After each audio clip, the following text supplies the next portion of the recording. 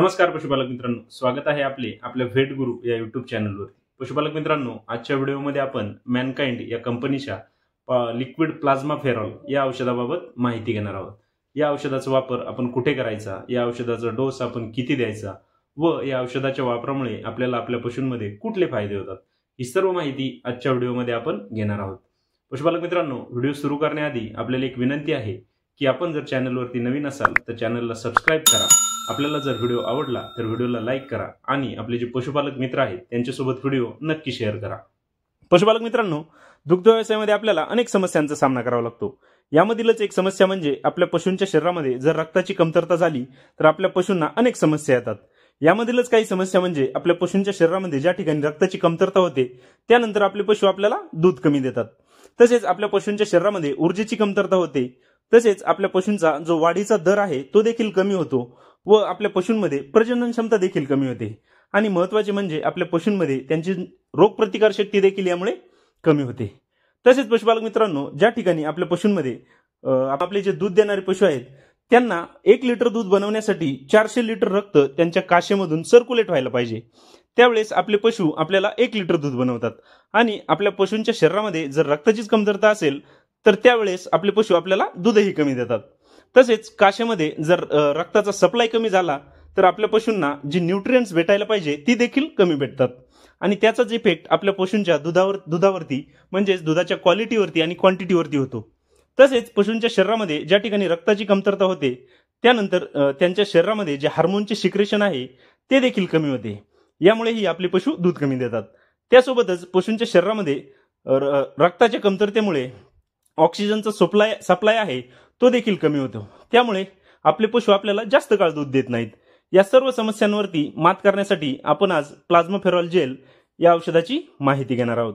पशुपालक मित्रांनो, प्लाझ्मा फेरॉल जेलमध्ये प्रत्येक 21 ग्रॅम मध्ये malt extract 4.52 gram, calcium gluconate 360 milligram, ferric ammonium citrate 300 milligram, copper sulphate 100 milligram, cobalt chloride 1.5 milligram, cholecalciferol 3600 international unit, niacinamide 45 milligram, biotin 75 milligram, folic acid 1.5 milligram आणि cyanocobalamin 15 microgram हे सर्व घटक या औषधामध्ये दिलेले आहेत।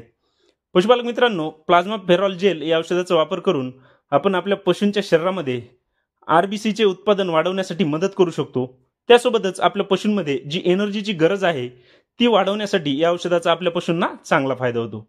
आणि महत्त्वाचा फायदा म्हणजे आपल्या पशूंच्या दुधाच्या उत्पादनामध्ये या औषधामुळे वाढ होते। सोबतच जास्त काळ दूध टिकवण्यासाठी प्लाझ्मा फेरॉल जेल या औषधाचा आपल्या पशूंना चांगला फायदा होतो। पशुपालक मित्रांनो, प्लाझ्मा फेरॉल जेल या औषधाचा वापर आपण कुठे करायचा? या औषधाचा वापर आपण आपल्या पशूंना दूध वाढवण्यासाठी करू शकतो। त्यासोबतच आपल्या पशूंच्या शरीरामध्ये ज्या ठिकाणी रक्ताची कमतरता असेल त्या ठिकाणी आपण या औषधाचा वापर करून आपल्या पशूंना मदत करू शकतो। तसेच ज्या ठिकाणी आपल्या पशूंमध्ये कुठलाही प्रोटोझोल इन्फेक्शन असेल त्या ठिकाणी आपण इको थेरपी म्हणून या औषधाचा वापर करू शकतो। तसेच ज्या ठिकाणी आपल्या पशूंमध्ये गोचिड किंवा माशा किंवा उवा किंवा पिसवा यांचा संसर्ग झाला असेल त्या ठिकाणी आपल्या पशूंच्या शरीरामध्ये रक्ताची कमतरता होते, त्या ठिकाणी आपण या औषधाचा वापर करू शकतो। तसेच आपले जे गाभण पशु आहेत त्यांच्यामध्ये शेवटच्या 3 महिन्यामध्ये त्यांना ज्या न्यूट्रिएंटची गरज आहे ती भरून काढण्यासाठी आपण या औषधाचा वापर करून आपल्या पशूंना फायदा देऊ शकतो। तसेच आपले जे लहान वासरे आहेत त्यांच्या वाढीसाठी किंवा आपल्या शेळी मेंढींमध्ये किंवा त्यांच्या कार्डांमध्ये त्यांच्या वाढीसाठी व विकासासाठी आपण लिक्विड प्लाझ्मा फेरॉल जेल या औषधाचा वापर करू शकतो। त्यासोबतच ज्या पशूंमध्ये आपल्याला प्रजनन संबंधित समस्या आहेत त्यांमध्येही या औषधाचा आपण वापर करू शकतो। तसेच आपल्या पशूंमध्ये त्यांची रोगप्रतिकार शक्ती वाढवण्यासाठी लिक्विड प्लाझ्मा फेरॉल जेल या औषधाचा आपण वापर करू शकतो। पशुपालक मित्रांनो, या औषधाचा डोस आपण आपल्या गायीमध्ये, म्हैसमध्ये किंवा घोड्यांमध्ये 30 ते 50 ग्रॅम दररोज 1 वेळा याप्रमाणे देऊ शकतो।